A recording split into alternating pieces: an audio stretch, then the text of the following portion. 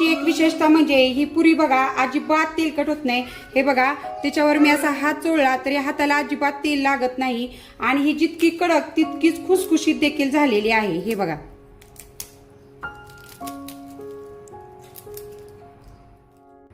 नमस्कार, मी रेश्मा लोकरे रेसिपीज मध्ये तुमचं स्वागत। बघा आषाढ महिन्यात जसे गोड पदार्थ तळले जातात, जसे की कापण्या, त्याचा मी व्हिडिओ आधीच तुमच्या बरोबर शेअर केलेला आहे, तसे तिखट पदार्थही तळले जातात। आपण बघा आषाढ महिन्यात तिखट मिठाच्या पुऱ्या करतो, ज्याला आमच्या ग्रामीण भागामध्ये दामट्या म्हणतात। या पुऱ्या तळल्यानंतर 4-5 दिवस छान राहतात।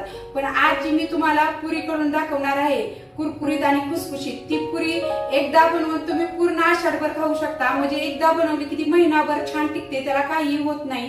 किंवा तुमचं आषाढी वारीसाठी तुमच्या घरातलं कोण जाणार असेल तर त्यांना देखील तुम्ही प्रवासात अशी पुरी बनवून देऊ शकता। प्रवासात नेण्यासाठी तर हा एकदम उत्तम असा तिखट पदार्थ आहे। चला तर वेळ न घालवता रेसिपीला सुरुवात करूया। या पुऱ्या बनवण्यासाठी इथे मी मध्यम आकाराच्या वाटीने 2 वाटी गव्हाचं पीठ घेतलेलं आहे। त्याच वाटीने मी इथे बारीक रवा 1 वाटी घेतलेला आहे। त्याच वाटीने अर्धी वाटी ज्वारीचं पीठ घेतलेलं आहे आणि त्याच वाटीने पाव वाटी बेसन घेतलेलं आहे। आणि इथे मी आपले पोहे खायचे चमचे असतात त्या चमच्याने 4 चमचे तेल घेतलेलं आहे। हे पुऱ्या खुसखुशीत होण्यासाठी आपण कडक तेलाचं मोहन ह्या पुऱ्यांच्या पिठामध्ये घालणार आहोत। आपल्या पुरीला खमंगपणा येण्यासाठी आपण पुरीच्या पिठामध्ये काय काय साहित्य वापरणार आहोत ते पाहूया। इथे मी अर्धा चमचा हळद घेतलेली, पाव चमचा हिंग घेतलेला आहे, 1 चमचा तिखट मिरची पावडर घेतलेली आहे, तुम्ही तुमच्या आवडीनुसार कमी जास्त करू शकता। 1 चमचा जिरे पूड घेतलेली आहे, 1 चमचा ओवा, 1 चमचा कसुरी मेथी, 1 चमचा पांढरे तीळ, थोडीशी बारीक चिरलेली कोथिंबीर। ही कोथिंबीर तुम्ही स्वच्छ धुवून थोडीशी सुकवून बारीक कट करून घ्यायची आहे। शक्यतो पानं घ्या, जास्त जाड असे देठ घेऊ नका आणि चवीनुसार मीठ घ्यायचं आहे। आता इथे आपण पुरीचं पीठ मळून घेऊया। इथे मी एका ताटामध्ये जे आपण पीठ घेतलेलं आहे, गव्हाचं 2 वाटी पीठ, हा रवा, हे ज्वारीचं पीठ आणि हे बेसन पीठ। आणि इथे बघा मी गॅसवरती जे आपण 4 चमचे तेल घेतलेलं होतं ते छान असं कडक गरम करून घेतलेलं आहे, ते या पिठावर घालायचं आहे।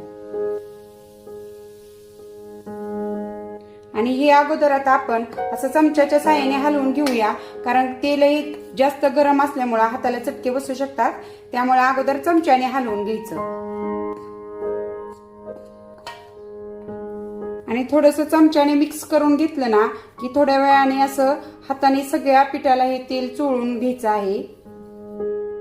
पिठाला तेलाचं मोहन चोळल्यानंतर बघा असं पीठ मुठीत घ्यायचं आणि त्याचा असा गोळा तयार झाला आहे। यावरून लक्षात येतं की आपण जे मोहन पिठामध्ये घातलं आहे त्याचं प्रमाण एकदम अचूक आहे। आता याच्यामध्ये आपण जो ओवा घेतलेला आहे तो हातावर घ्यायचा आणि असा चोळून ह्याच्यामध्ये घालायचा। आणि आपण जी कसुरी मेथी घेतलेली आहे ती देखील थोडीशी हातावर चोळायची आणि ती ह्याच्यामध्ये घालायची। जिरे पावडर, तिखट मिरची पावडर, जो आपण हळद आणि हिंग घेतलेला आहे तोही घालायचा, पांढरे तीळ घालायचे आणि बारीक चिरलेली कोथिंबीर। आणि हे ह्याच्यामध्ये छान असं मिक्स करून आपल्याला हे पीठ आता थोडं थोडं पाणी घालून मळून घ्यायचं आहे। हे पीठ आपल्याला घट्ट मळायचं आहे, म्हणून सुरुवातीपासूनच थोडं थोडं पाणी घालून मळून घ्या। सॉरी, माझ्याकडनं याच्यामध्ये मीठ घालायचं राहिलं, याच्यामध्ये चवीनुसार मीठ घालायचं।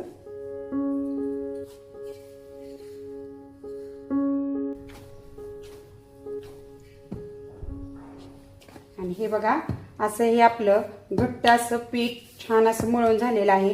हे बघा मी असं एकदम घट्ट असं मळलेलं आहे। आणि आता ह्याला काय करायचं, थोडासा तेलाचा हात लावायचा, ह्याला वरून थोडासा तेलाचा हात लावायचा जेणेकरून पीठ वरून सुकणार नाही। अगदी थोडंसं मळून घ्यायचं तेल लावल्यानंतर। हे बघा आता ह्याला सगळीकडून असं तेल लागलेलं आहे।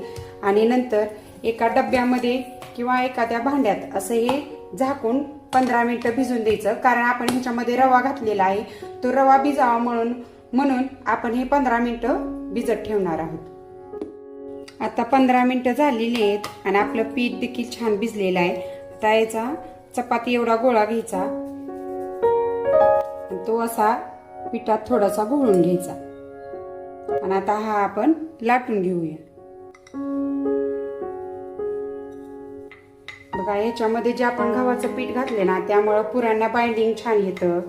रव्यामुळे ते कडक आणि कुरकुरीत होतात आणि बेसनमुळे खमंगपणा येतो आणि ज्वारीच्या पिठामुळे त्या खुसखुशीत होतात.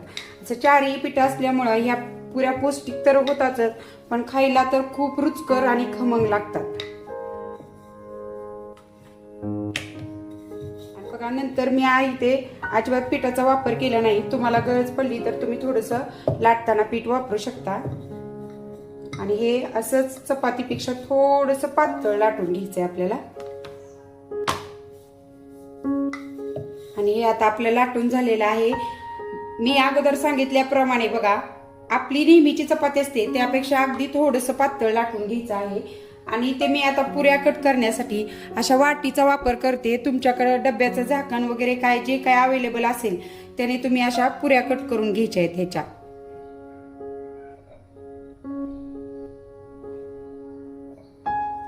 आणि असं कट करून घेतल्यानंतर हा कडेचा जो भाग असतो तो काढून घ्यायचा.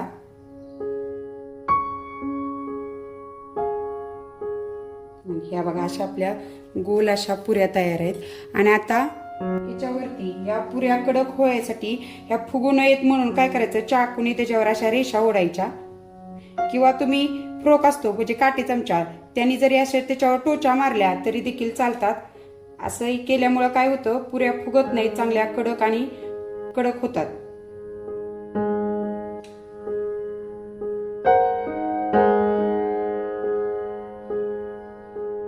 आणि हे बघा, राहिलेल्या पिठाच्या देखील मी याच पद्धतीने सगळ्या पुऱ्या लाटून घेतलेल्या आहेत. या आता आपण तळून घेऊया. तळण्यासाठी आपलं तेल हे मध्यम गरम असलं पाहिजे. त्यात अगदी थोडासा तुकडा टाकून बघूया हे गरम आहे का. हे बघा, हा तुकडा लगेच वरती आला, ह्याचा अर्थ आपला तेल हे पुऱ्या तळण्यासाठी एकदम योग्य आहे. पुऱ्या टाकताना गॅस हा मध्यम करायचा. तुमचं तेल किती आहे त्या मानाने पुऱ्या सोडा तेलात.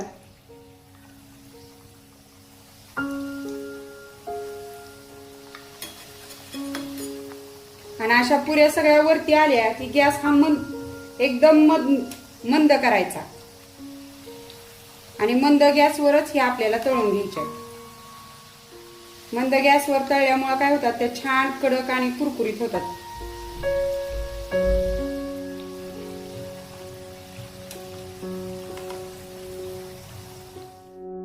बघा, ह्या पुऱ्यांच्या कडेला येणारे बुडबुडे कमी झालेले आहेत आणि याला हलकासा सोनेरी रंग आलेला आहे. आता हे आपल्या पुऱ्या छान तळलेल्या आहेत आणि कुरकुरीत देखील झालेल्या आहेत. हे बघा, वाजतायत का नाही कुरकुरीत, छान अशा कडक झालेत. हे आता आपण काढून घेऊया. हे बघा,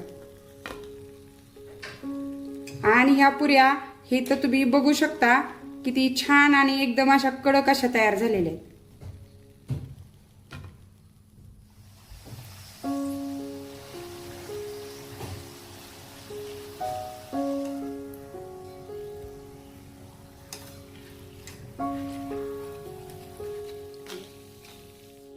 आणि ते मी सगळ्या पुऱ्या अशा छान कडक कुरकुरीत होईपर्यंत तळून घेतलेल्या आहेत. आणि ह्या पुरीची एक विशेषता म्हणजे ही पुरी बघा अजिबात तेलकट होत नाही.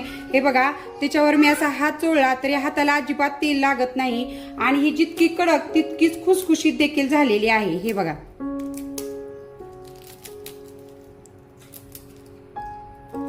आणि तेलकट तर अजिबात होत नाही. हे बघा, किती कडक आणि तितकीच खुसखुशीत अशी ही पुरी तयार होते. नक्की या आषाढ महिन्यामध्ये अशी पुरी ट्राय करा.